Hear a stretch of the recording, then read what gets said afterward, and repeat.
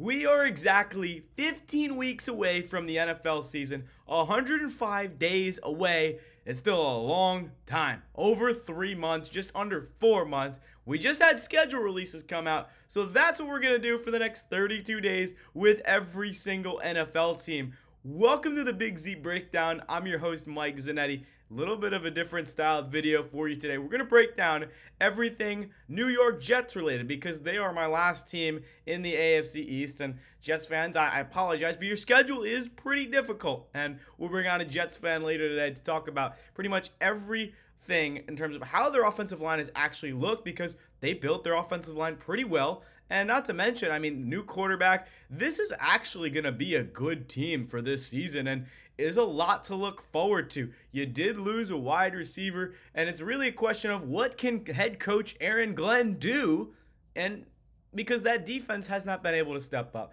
Now, it's funny I say that because their defense has been third in total defense, and their run defense has just kind of been a little lackluster. But new offense, Justin Fields, and new wide receiver, Garrett Wilson. I'm a little bit iffy on that wide receiving core, but again, it's going to be a weird season. As far as the schedule for my prediction, I have the Jets at 5-12. Now, if the first 9 weeks are tough. You got the Steelers week 1. I think they can win that depending on who the quarterback is. Then you play Buffalo, Tampa Bay, Miami, Dallas, Denver, Carolina up and coming with Bryce Young, Cincinnati. That is 7 straight losses. I am sorry, but after week 1, I don't see a possibility. Maybe they steal a game against Miami, but you can see Mateo's prediction later in this video.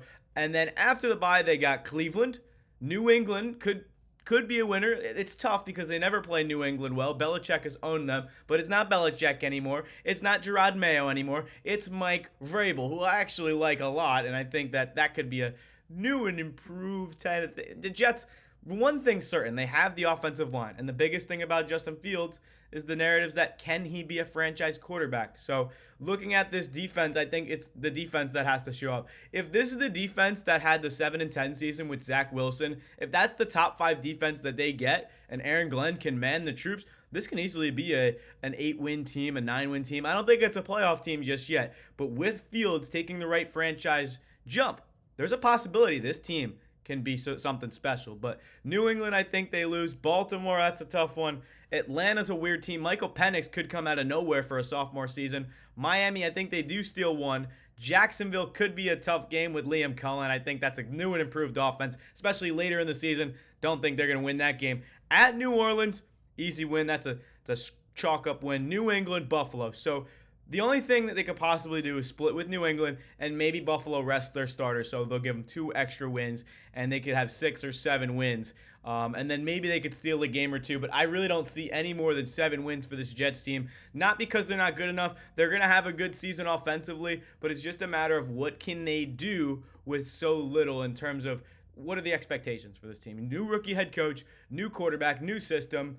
What are we looking forward to? So without further ado, let me introduce my guest, but my record for the Jets, 5-12. Let's chop it up. Now joining the show, we have a Jets fan, diehard Jets fan, and why not have the biased perspective and the Jets fan and the non-biased perspective? So now joining the show is Mateo Gardella. Mateo, thank you for joining the show. This is going to be a lot of fun. As far as you and the Jets fan, what's the season look like? Thank you for having me on the show, but this season, there's a lot of question marks going in. Obviously, you have a brand new coaching staff, brand new front office, brand new GM, all of that. Justin Fields, your quarterback. There's still a lot of things that need to get worked out.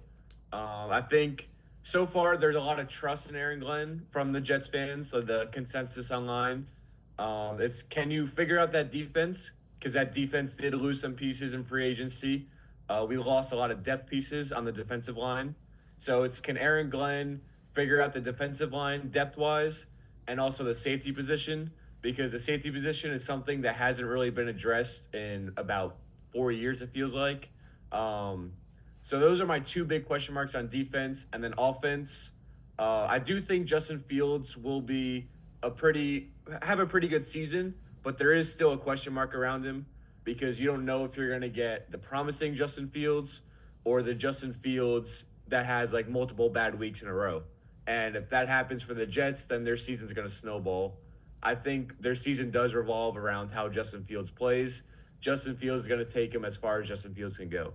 And then that receiver room, you lose Devontae Adams. It's basically just Garrett Wilson right now. Yeah. I mean, you talk about safety. I mean, you probably haven't had a good safety since Jamal Adams back then. So yeah, that's something ever to look since at. Jamal Adams and Marcus May were our duo, ever since they both left, we haven't had good safeties. It's been a rough go on defense, but like surprisingly, the numbers they've actually been pretty solid in terms of last year they were top 3 in total defense, 4th in the pass. The run game just hasn't been able to get the run defense going. But as for the offense, you finally built a wall, right? You drafted Armand Membu. You have the pieces, and that's what you're looking at is can you have Justin Fields be your franchise guy? Most likely it's probably not going to be the biggest names there in terms of Fields. Can he be the guy? Is kind of more of a shot in the dark, a chance to give him a shot. But you got Fashion, you drafted last year, John Simpson, Joe Tippmann, Elijah Vera Tucker. I mean, that's a very solid piece in terms of protecting your guys. So maybe Fields is the answer. You just have to wait and figure that out. But the receiving core is kind of the biggest concern right now. Although you got your college teammate in Justin Fields and Garrett Wilson, former teammates there, that's probably going to be your show.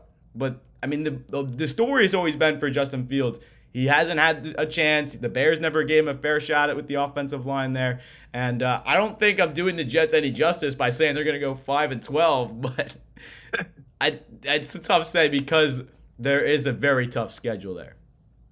Yeah, as you mentioned, with the Jets finally building the wall, I love the Membu pick in the draft because you finally get your right tackle, like he's born to be a right tackle, because last year we had Olu Fashanu, who's a left tackle, but we had him flip to right tackle. And that's his first time he's played right tackle, and he's a little off.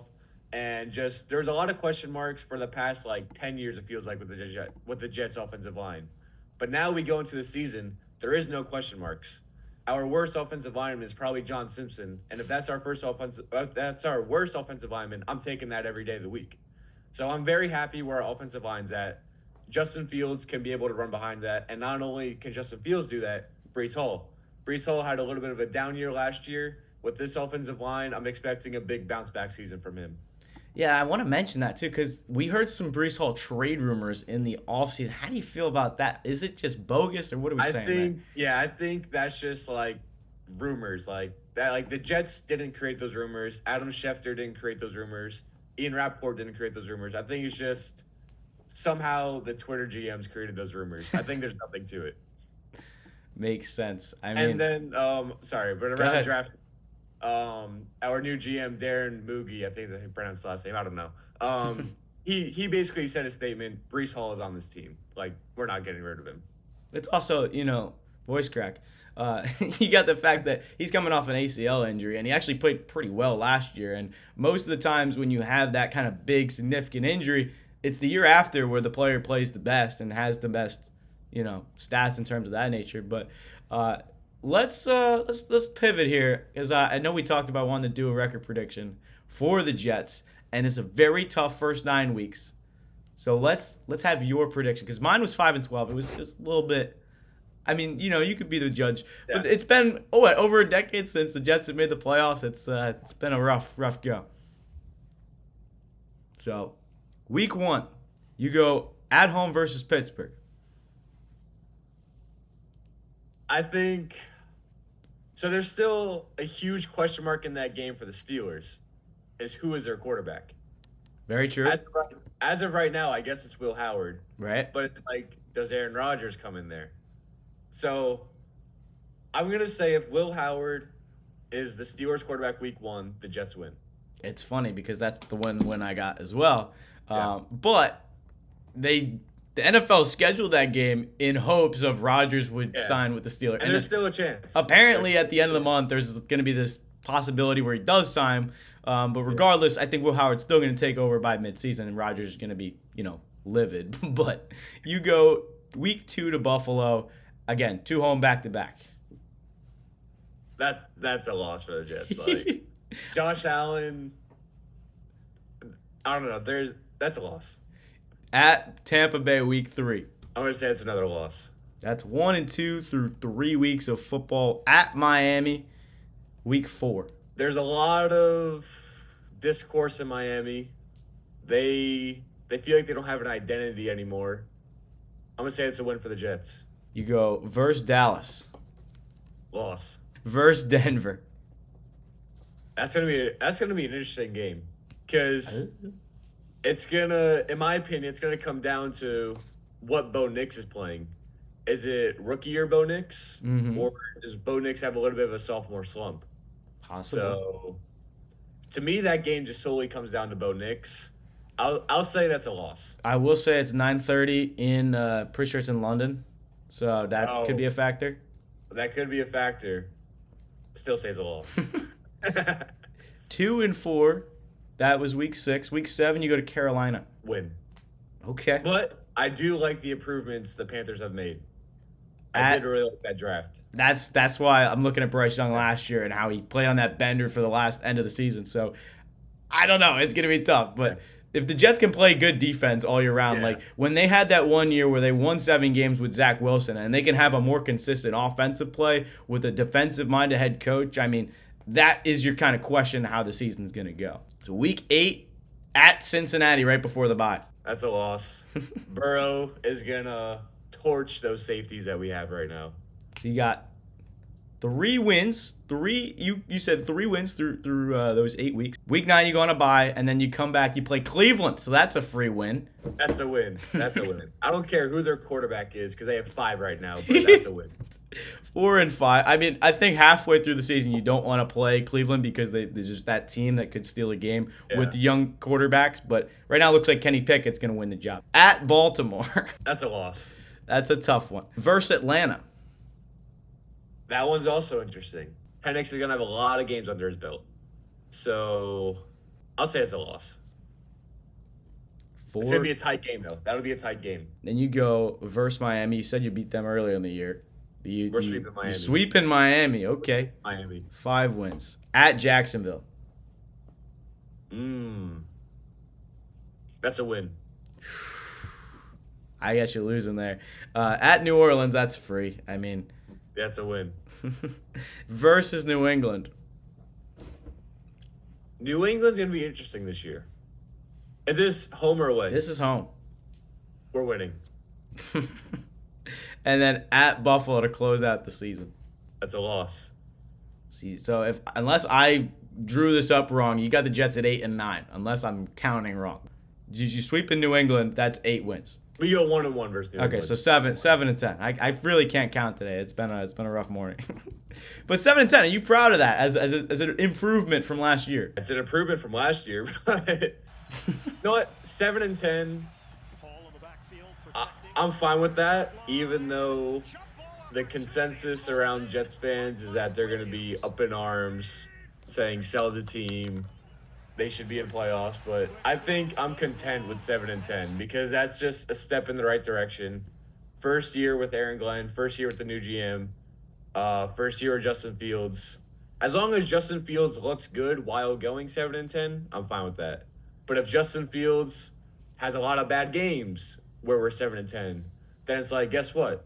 Going to the next season, there's more question marks with Justin Fields. So I think again this season solely relies on Justin Fields and like how he plays. I would agree. I think this is a 2-year process. You sign him to a 2-year deal, obviously. Yeah. You're going to have this little project here. And it's not really a project, but what other options do the Jets have? It's you got Tyrod Taylor as your backup. That's the mentor. The hope is that Fields can become the franchise guy.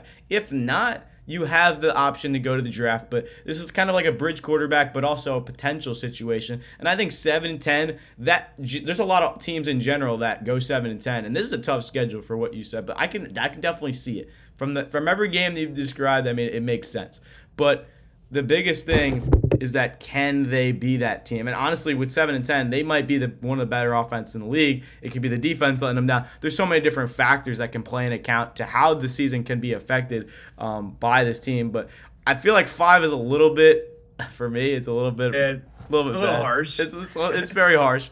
But it's nothing on that. It's more about the teams that they're playing. I think are going to be that much better. Carolina's. I was thinking they would take that step. Jacksonville, I think, with another new head coach and an offensive mind there, they could take that step. I had New England sweeping them, which is kind of crazy. But Mike Vrabel could be like that's the thing. There's a lot of new head coaches, and Aaron Glenn, I don't think he's proven anything as a head coach yet. But again, I can't really say much because you look at D'Amico Ryans and what he did with the Texans year one. I mean, he went to the playoffs and won a playoff game. So again, this is the unknown of the season. That's the fun we have in terms of predicting these schedules. But I think that's a fair assessment, 7-10 and 5-7. I mean, it's not that far off. I mean, 3 games is sounds like a lot, but I mean, realistically, what draft pick is that? Like 5 to like 12 or something? Basically. Yeah. But any final thoughts? Any thoughts on the Jets for this season? I think we covered a lot. I think it's just, is everyone bought in? Because last year there was what it seemed like a huge disconnect in the locker room, the Aaron Rodgers drama, just the whole front office drama, the Robert Saleh drama, the Woody Johnson drama. There was just way too much drama last year, way too much attention on the Jets. Of what it seemed like the media was trying to like break apart the team, which was crazy. So it's just this year, I think Aaron Glenn will do a good job of getting them zoned in and focused in, and can they just be a team and work together and be together? So I just look for, can the Jets just be a team, have a good locker room, have good morale, and just enjoy the season. That's definitely it. I mean, the biggest problem last year was the change of identity. So, I mean, that was what they did. They changed they got the guy out in the quarterback room. You change everything, and now new and improved Jets. So that will be it for this episode. Jets, I have them last. Mateo, they'll probably be sneaking up there. But I could easily see the Patriots doing something else. But the Patriots record prediction will be tomorrow. Going to go throughout these every single day. Probably try and have a fan on. Try and chop it up just so I'm not talking to the camera for 32 minutes. But Mateo, thank you for joining us. It's been a fun episode. 5-12 for the Jets, 7-10 for his record prediction. But thank you everyone so much for watching, and we'll see you in the next one.